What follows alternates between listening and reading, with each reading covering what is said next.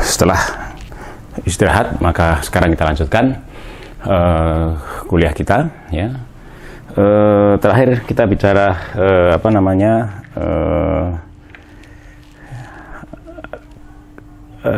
ukuran Dirac, ya, ukuran peluang Dirac, gitu, ya. Dan setelah kita hitung kemarin, ini saya sisakan, tidak saya hapus, ya. Jadi intinya bahwa peluang menemukan atau terjadinya event atau peristiwa E itu ada dua kemungkinan, ya.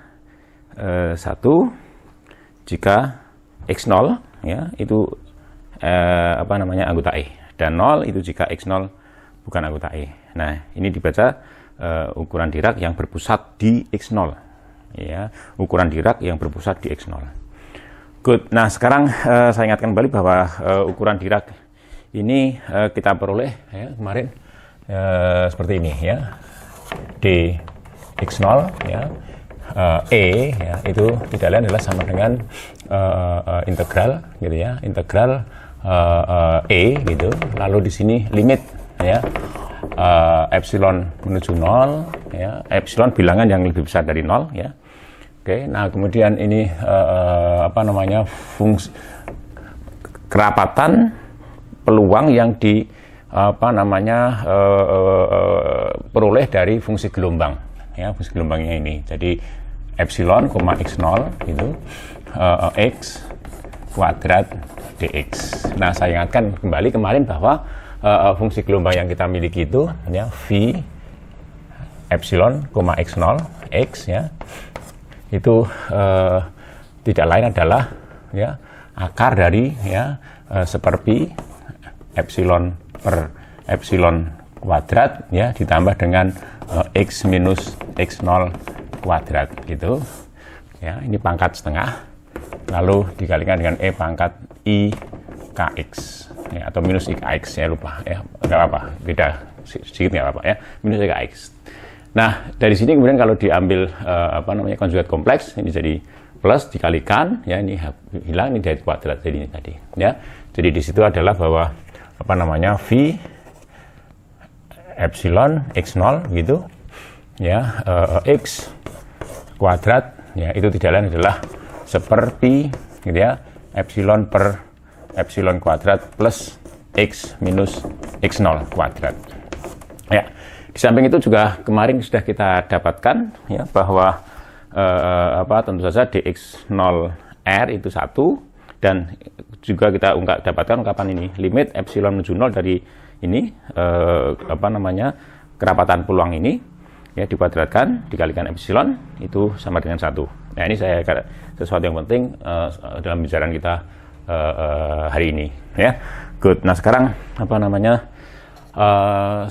kita akan coba, ya, setelah kita kemarin melihat, ya, uniknya ukuran peluang yang dihasilkan dari fungsi gelombang semacam ini, yakni ukuran Dirac berpusat di X0, maka sekarang kita lihat bagaimana kita bisa menentukan rata pengukurannya, gitu, ya. Oke, kalau kita hitung rata pengukuran X begitu, ya, mestinya adalah menurut definisi, ya, menurut definisi mestinya ya, integral dari minus infinite sampai dengan infinite, gitu, lalu x, ya, kemudian dikalikan dengan kerapatan peluangnya. Jadi kerapatan peluangnya saya tulis begini dulu, ya, limit, ya, karena dx ini kan tadi limit itu tadi, ya, limit epsilon menuju 0, begitu. Lalu ini v, gitu, ya, ini mutlak, ya, modulus dari ini epsilon x0 x, ya, kuadrat, gitu, ya, lalu dikalikan dengan dx, ya. Jadi ingat kemarin rumus, ya. Jadi kalau saya ingatkan di sini, kalau saya punya kerapatan, ya, fungsi gelombang sembarang, gitu, ya, kemudian kita hitung integral minus infinite sampai infinite, gitu, ya, x dikalikan psi, ya, masih ingat, ya, psi x kuadrat dx, ya. Sekarang sebagai kerapatan peluangnya ini. Jadi ini karena ini adalah kerapatan peluang bagi ukuran peluang atau fungsi peluang dx0 itu, ya.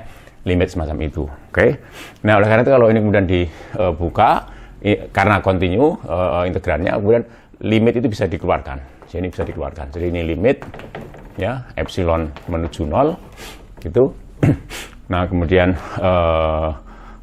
integral minus infinite sampai dengan infinite x ya dikalikan dengan ini v epsilon, x0 x gitu ya kuadrat dx. Oke.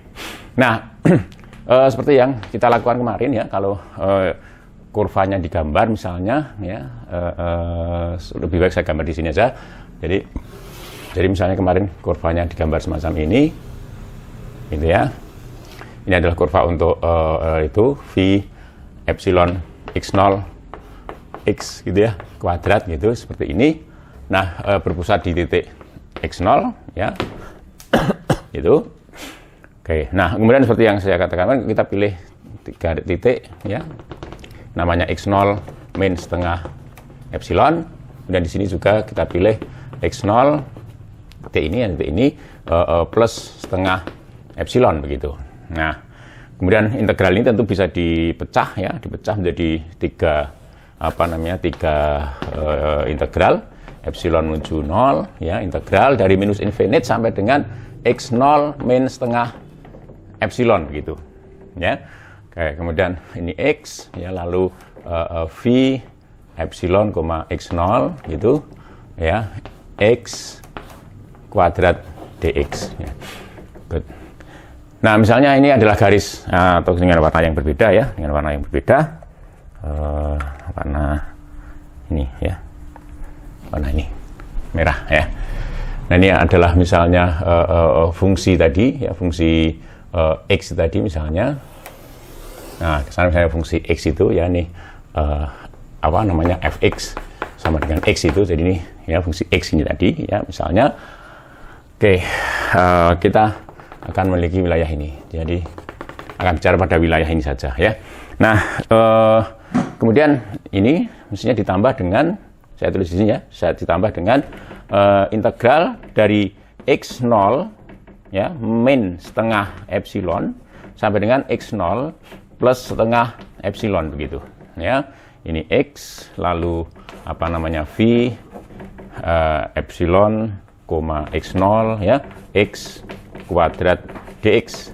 Nah, ditambah yang terakhir integral dari x0 ya, dari x0. Oh ya, limitnya belum saya tulis ya, ini bisa tambah limit ya, limit epsilon menuju 0, lalu ini juga limit epsilon menuju 0 ya, sampai dengan infinite ya. Ini juga x sama ya dengan itu, v epsilon, x0 x kuadrat dx gitu. Oke. Nah, kemudian kita analisis seperti kemarin ya. Jadi di wilayah ini seperti yang saya katakan ya, di wilayah ini x0 x itu tidak sama dengan x0 karena terhalang oleh ini ya. Jadi sekian ini adalah x0 min setengah epsilon 0, maka titik-titik yang ada pada wilayah ini ya ke sana sampai dengan infinite minus infinite itu tentu x tidak sama dengan x0. Nah, kalau kemudian ini diambil limit ya menuju eksperimen menuju 0, kita lihat di sini. Jadi kalau diambil limit ya epsilon menuju 0 gitu ya, ini tidak sama dengan 0 seperti kemarin. Kalau epsilon menuju 0 maka hasilnya 0 ya. Jadi oleh karena itu wilayah ini boleh dihapus atau 0 hasilnya karena hasilnya 0. Nah, demikian juga di wilayah ini. Jadi di wilayah ini ke kanan, jadi x0 plus setengah epsilon itu ke kanan gitu. Di situ juga sama. Di situ juga x itu tidak sama dengan x0 ya, karena sudah terhalang di sini. Sekiannya adalah x0 plus setengah epsilon. Padahal epsilon tidak sama dengan 0 ya. Jadi oleh karena itu wilayah ini tentu berapapun epsilonnya ya, asalkan epsilon itu tidak sama dengan 0, maka di sini wilayah sebelah kanan x0 plus setengah epsilon itu tidak akan sama dengan x itu. X tidak sama dengan x0, sehingga seperti tadi ya, pengambilan limit ini epsilon menuju 0, ini tidak 0 ya, pengambilan ini sama dengan menghasilkan fungsi itu 0 ya. Jadi ini bisa dicoret dari situ. Nah, jadi tinggal integral ini. Limit epsilon menuju 0, integral x0 gitu ya, plus setengah epsilon gitu ya, x0 plus setengah epsilon ini minus ya, minus setengah epsilon. Ini X ya, V epsilon, X0 X gitu kuadrat dx. Nah, gitu. Nah, jadi sekali lagi kita akan coba terapkan apa namanya yang kemarin saya sampaikan ya. Jadi apa yang disebut sebagai teorema nilai tengah gitu ya. Jadi artinya bahwa ini kita akan bisa menemukan sebuah apa namanya nilai x yang namanya zeta begitu ya. Sedemikian ya. Jadi kita bisa menemukan menurut teorema nilai tengah itu ada apa namanya zeta di antara ini x0 min setengah apa namanya di antara x0 apa min setengah epsilon sampai dengan x0 plus setengah epsilon begitu. Jadi di sini sedemikian rupa sehingga ya integral ini tadi, integral yang ini tadi itu sama dengan apa nilai fungsi yang diintegralkan itu di titik zeta ya, lalu dikalikan dengan panjang interval ini ya, itu teorema nilai tengah ya. Jadi ini oleh karena itu saya tulis ya ini x zeta. Jadi nilai fungsi yang diintegralkan ini di titik zeta gitu ya, artinya x-nya diganti dengan zeta ya, ini x diganti dengan zeta. Kemudian lalu ini adalah v epsilon, x0 gitu ya, ini zeta ya, oke, kuadrat lalu dikalikan dengan apa dx ya, dikalikan dengan epsilon begitu, dikalikan dengan epsilon. Nah, ini menarik ya, ini menarik ya. Jadi epsilon ini kan dari apa namanya x0 plus setengah epsilon dikurangi dengan x0 min setengah epsilon, hasilnya epsilon. Oke, nah sekarang ini menarik. Nah, kalau epsilon itu menuju 0 ya, epsilon menuju 0 ya, tentu zeta yang ada di tengah ini akan tergiring. Jadi kalau ini menuju 0 begitu, jadi yang jelas zeta itu harus di antara x0 min setengah epsilon sampai dengan x0 plus setengah epsilon ya. Sehingga kalau epsilon itu menuju 0 ya, ini bergerak ke sini ke tengah ini menuju x0 gitu ya. Nah, oleh karena itu zeta itu juga tergiring ya. Ketika sampai limitnya maka zeta itu akan sama dengan x0. Nah, sementara bagian ini kalau epsilon itu menuju 0 ya, maka kita dapatkan ini tadi. Kita sudah punya ini ya, ketika limit epsilon menuju 0 dan itu ya. Jadi limit ini sebenarnya bisa ditulis sebagai ya, bisa ditulis sebagai limit ya epsilon menuju 0 ya. Ketika epsilon menuju 0 maka zeta itu menuju apa namanya menuju x0 gitu ya. Kenapa? Karena digiring. Jadi zeta itu digiring. Pokoknya zeta itu harus di antara x0 min setengah epsilon sampai dengan x0 plus setengah epsilon gitu. Jadi digiring. Jadi kalau epsilon itu menuju 0 maka zeta harus titik akhirnya adalah sama dengan x0 limitnya ya. Oke, jadi oleh karena itu langsung aja ini bisa kita tulis sebagai x0. Nah, sementara ini sama dengan 1. Ya, lihat ini tadi. Ya, lihat ya, ini sama dengan 1. Jadi hasilnya x0 gitu. Jadi rata pengukuran ini hasilnya adalah x0.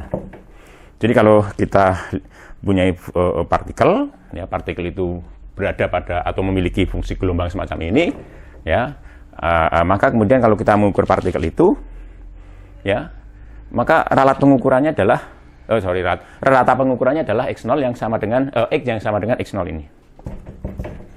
Oke, begitu.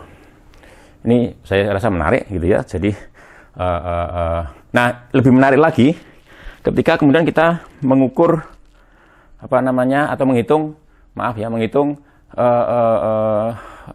simpangan baku atau ralat pengukuran ya. Ketika kita mengukur simpangan baku atau menghitung simpangan baku atau ralat pengukuran ya. Nah, gimana caranya? Sama. Jadi tinggal kemudian kita mengganti x ini dengan x kuadrat ya. Ini x ini dengan x kuadrat, ini dengan x kuadrat, sehingga kita dapatkan rata x kuadrat ya, rata kuadrat x gitu ya, gitu. Kita tinggal mengganti bahwa x itu dengan x kuadrat, ini dengan x kuadrat, ini dengan x kuadrat dan seterusnya.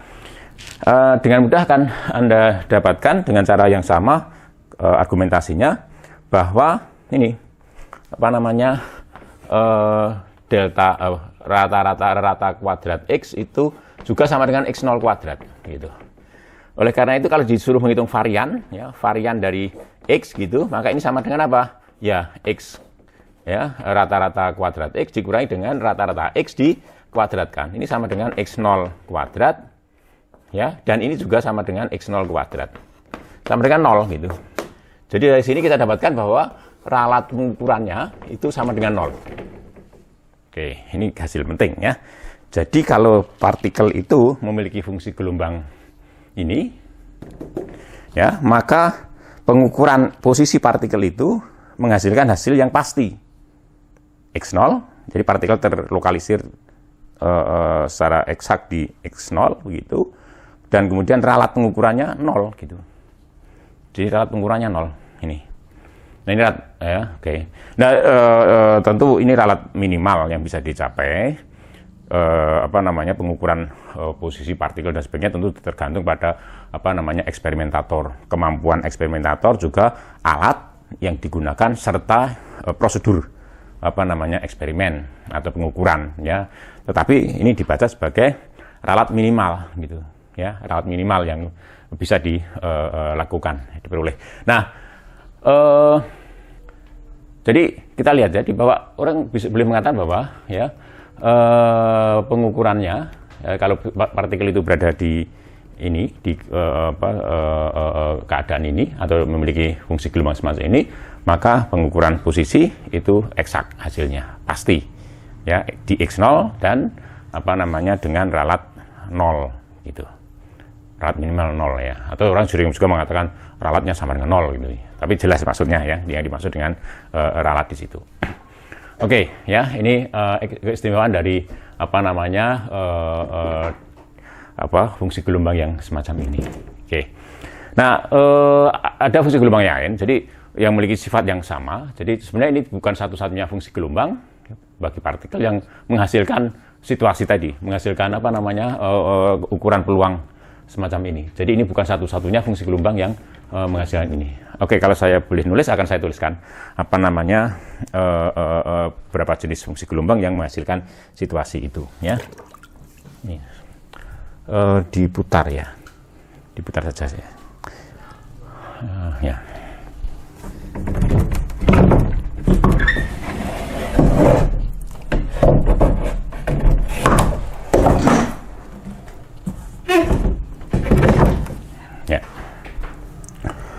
Oke, fungsi gelombang itu adalah misalnya ya, saya tulis apa ini V, lalu saya tulis V1 misalnya, V1 saya tulis satunya di atas ya. Ini epsilon juga X0 gitu, saya tulis begitu ya. X gitu, ini sama dengan akar dari apa namanya 1/2 epsilon ya, ini pangkat setengah begitu. Lalu dikalikan dengan apa namanya E pangkat minus nilai mutlak ya, X minus X0 gitu ya, lalu dibagi dengan 2 epsilon gitu ya, lalu dikalikan E pangkat tadi minus I KX gitu. Oke, good. Ini yang pertama ya.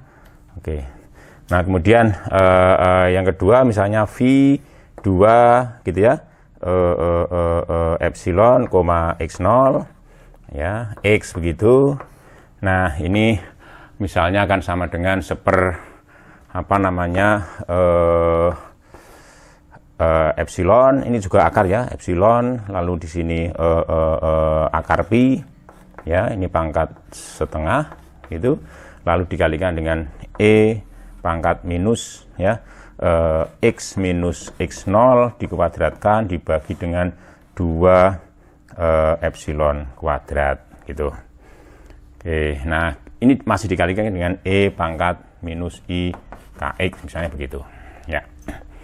Nah kemudian yang lain misalnya V3 epsilon, X0 X gitu, ini sama dengan apa namanya sebentar, sama dengan apa namanya seper pi dikalikan dengan sinus ya, seper pi dikalikan dengan sinus X per epsilon per X gitu. Ya, ini pangkat setengah ya, lalu dikalikan dengan E pangkat minus I KX gitu. Ya. Jadi kalau apa namanya fungsi gelombang ini kemudian dicari misalnya ya, dicari dengan ini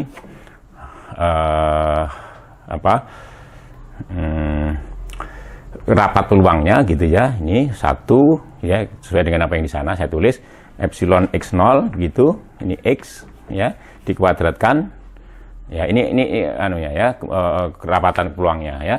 Kemudian bisa kalau yang itu tentu sama dengan V2 gitu ya, epsilon, x0 gitu, x kuadrat ya. Kemudian dari sini juga kita bisa tentu diambil ketika limitnya sama dengan jadi sebentar lagi ya. Kemudian ini V epsilon 3 gitu ya, epsilon, x0 gitu ya, x ya kuadrat gitu.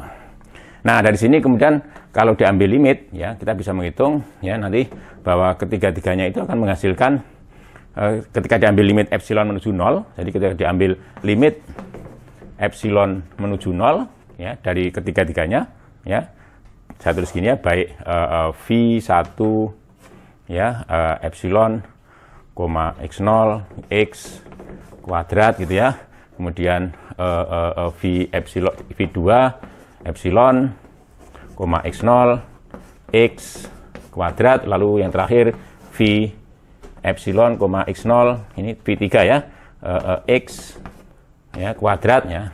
Maka dari sini kalau diambil ini kita akan menghasilkan ini limit dari kerapatan peluang ya, limit dari fungsi gelombang itu masing-masing itu ya sama saja ya. Maka ini kan hasilnya nanti adalah dx0 ya, dx0 ya, sama ya, dari apa namanya BR menuju ke interval ya 0,1 ya, sama hasilnya. Jadi ketiga fungsi ini ya, ketiga fungsi ini ya, kalau diambil limit epsilon menuju 0 maka dihasilkan kerapatan peluang yang terkait dengan ukuran peluang Dirac yang berpusat di x0 ya.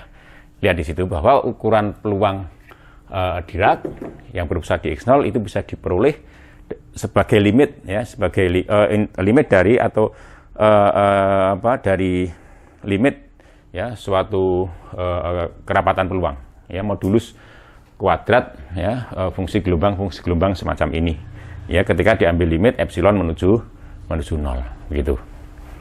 Oke, itu hal yang menarik dari dx0 itu tadi ya.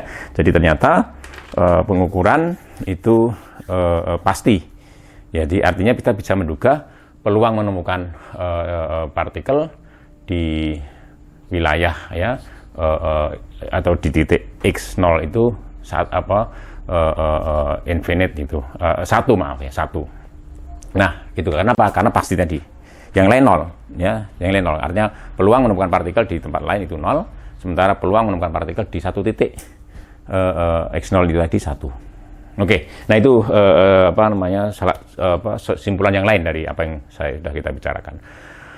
Oke, berikutnya akan saya tambahkan ya terkait dengan ini masalah ukuran peluang itu ya. Sejauh ini kita sudah membicarakan ukuran peluang meskipun masih dalam kasus khusus ya, ketika diperoleh sebagai dari fungsi gelombang ya, diperoleh dari fungsi gelombang ya. Fungsi gelombang menghasilkan kerapatan peluang atau ya, dan itu tidak lain menghasilkan ukuran peluang. Nah, jadi perlu dicari kerapatan peluang juga boleh dikatakan atau disebut distribusi ya, distribusi peluang begitu ya, atau fungsi distribusi ya. Oleh karena itu setiap fungsi gelombang menghasilkan distribusi. Nah, kalau secara umum di terapan di berbagai tempat, misalnya ada distribusi yang terkenal ya, seperti misalnya distribusi normal atau distribusi Gauss ya, dan sebagainya. Itu contoh distribusi yang masyhur gitu ya, yang lazim digunakan di berbagai tempat. Tapi dalam mekanika kuantum, distribusi itu dihasilkan dari fungsi gelombang, dan itu khas itu khas. Jadi artinya tidak khas masing-masing fungsi gelombang itu tentu saja, ya.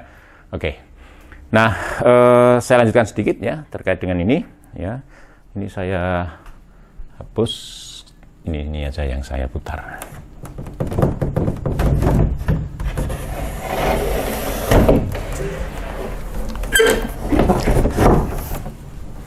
Ya. Good. Ya, tadi kita sudah menuliskan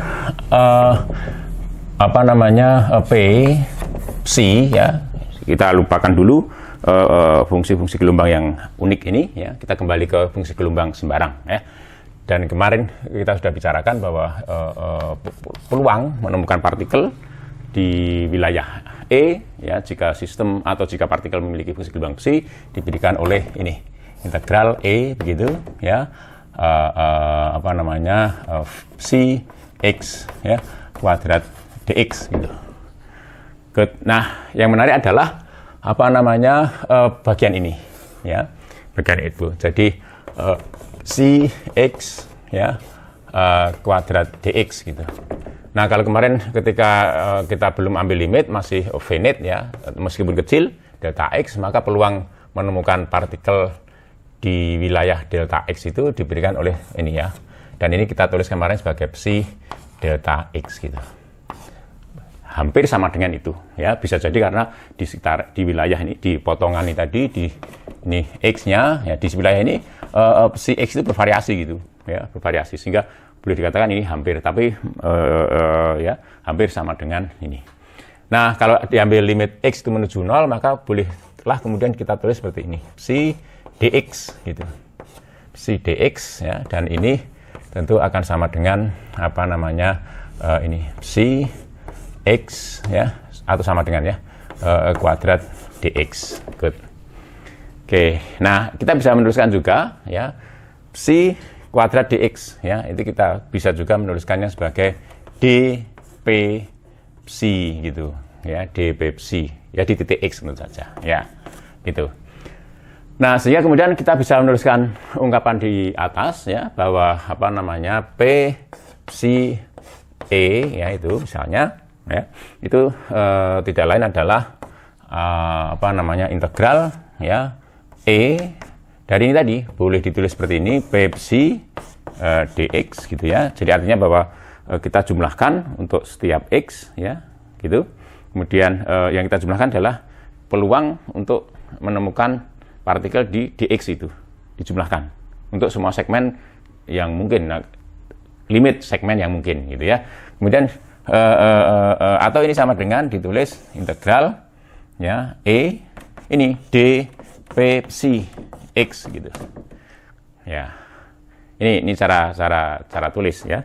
Sehingga seperti misalnya ketika kita menghitung rata pengukuran x begitu, ya, ini kemudian boleh ditulis sebagai integral, ya, kalau ini x gitu, psi x kuadrat dx gitu, ya, dari minus infinite sampai infinite, ya, atau mungkin ditulis gini aja r begitu, ya, seperti itu, ya.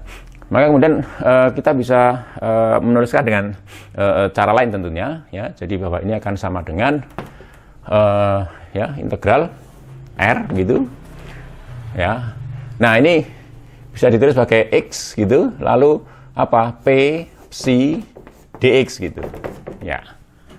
Oke, nah, atau kita bisa juga nulisnya sebagai integral r gitu, ya, ini x, ya, ini dp psi x, ya, itu seperti itu. Ini cara menulis, ya. Oke, nanti ini karena kita akan memperluas ukuran peluang ini bukan hanya diakibatkan atau dihasilkan dari rapat peluang, tapi secara umum ukuran peluang, ya. Nanti setelah kita bicara aljabar sigma, ya, dan ukuran peluang secara aksiomatik. saya katakan kemarin ini baru jembatan ya, nanti akhirnya kita harus sampai ke ujung jembatan itu, yakni perumusan ukuran peluang secara aksiomatik. Oke. Nah, kemudian kalau tentu saja kalau kita bicara rata dari kuadrat X sama, jadi ini akan sama dengan integral R ya X kuadrat gitu ya. Kemudian ini psi X kuadrat dx gitu. Nah, ini tentu mengikuti apa yang ada di sini ya, kita bisa menuliskannya sebagai integral R gitu X kuadrat lalu P psi dx gitu ya. Kemudian bisa juga dituliskan integral R gitu ya. Ini X kuadrat ya, ini D P psi X. Nah, itu ya tata tulis yang lain. Nah, kemudian kalau saya punya fungsi f bagaimana gitu? Ya, bagaimana kalau saya punya fungsi f yang bergantung pada x gitu. Nah, dengan jalan yang sama kita bisa menuliskan itu ya. Oke. Saya hapus dulu ini bagian ini.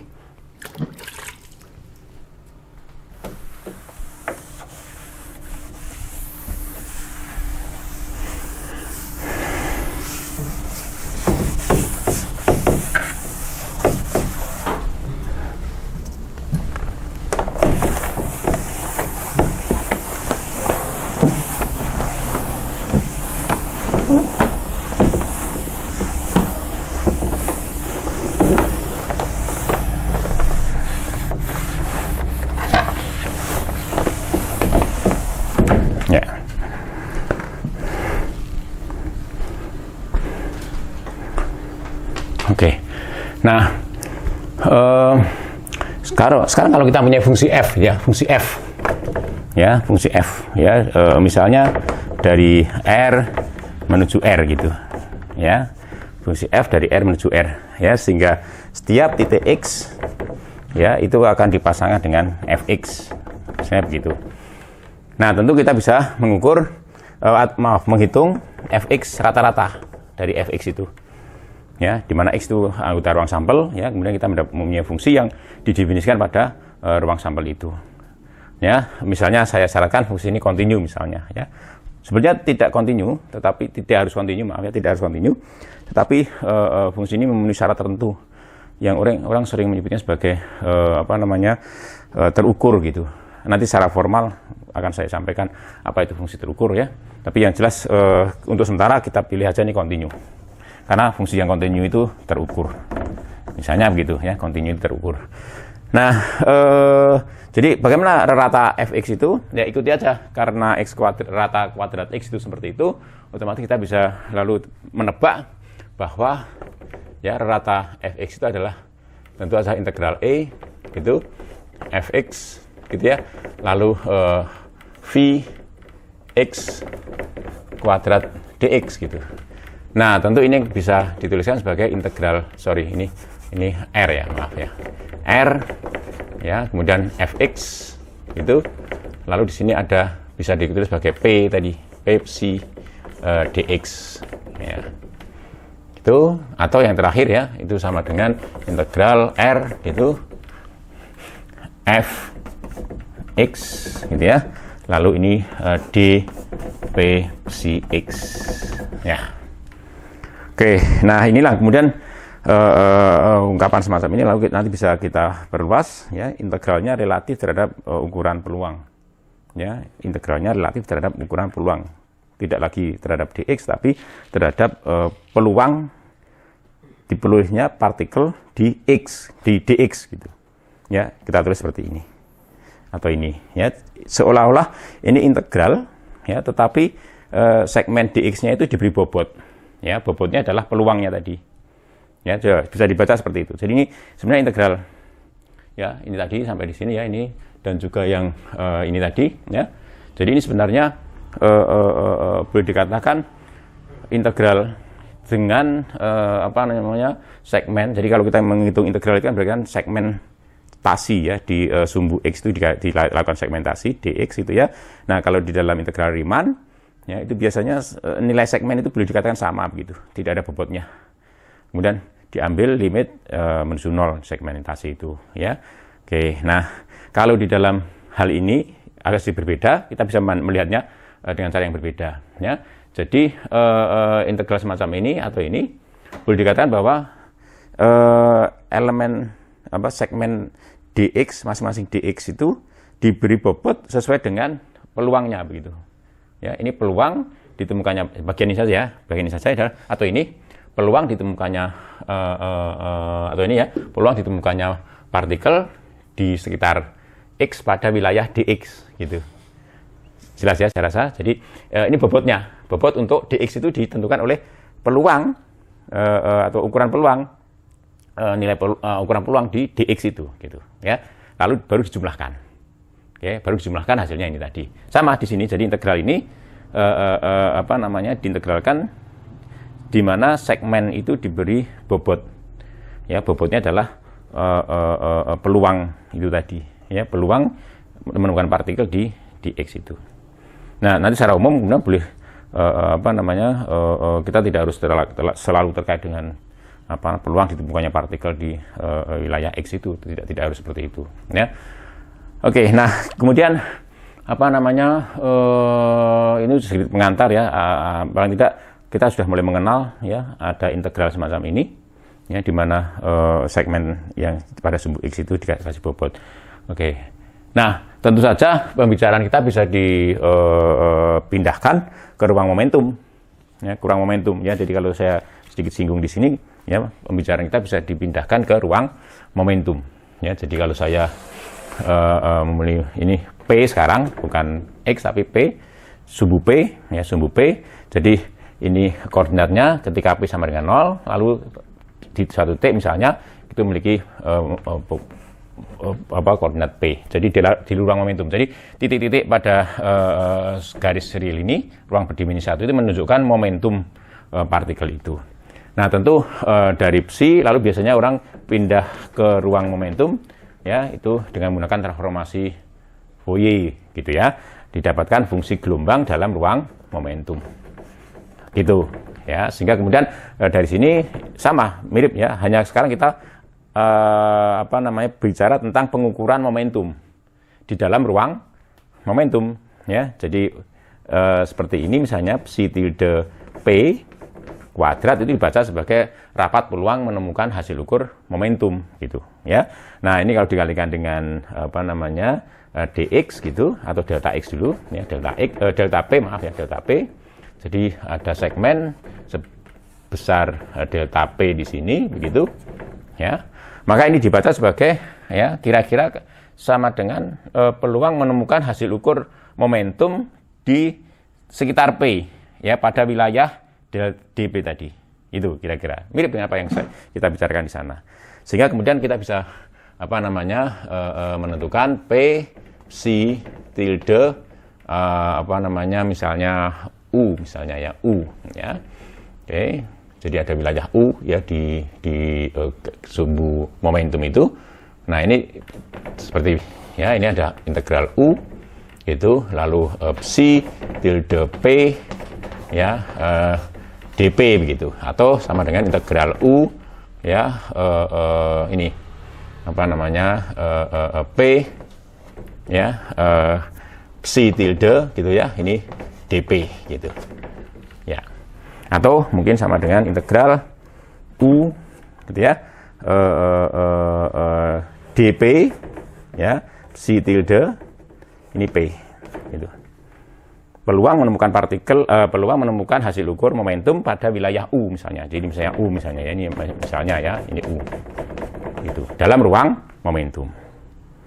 Nah, rata-rata dan sebagainya diperoleh dengan jalan yang serupa. Ini hanya sekedar ya. Jadi mari kita bicarakan mengukur adalah mengundi. Jadi sekarang apa yang diundi? Yang diundi adalah anggota ruang sampel. Nah, sekarang kita bicara ruang sampelnya kontinu gitu ya. Dalam hal ini misalnya partikel yang ada dalam ruang berdimensi 1. Kita ingin mengukur posisinya. Nah, posisinya itu kontinu gitu ya. Jadi nah, kita menggunakan cara seperti ini. Demikian juga kalau kita mengukur momentum partikel itu. Oke. Saya rasa sampai di sini. Terima kasih.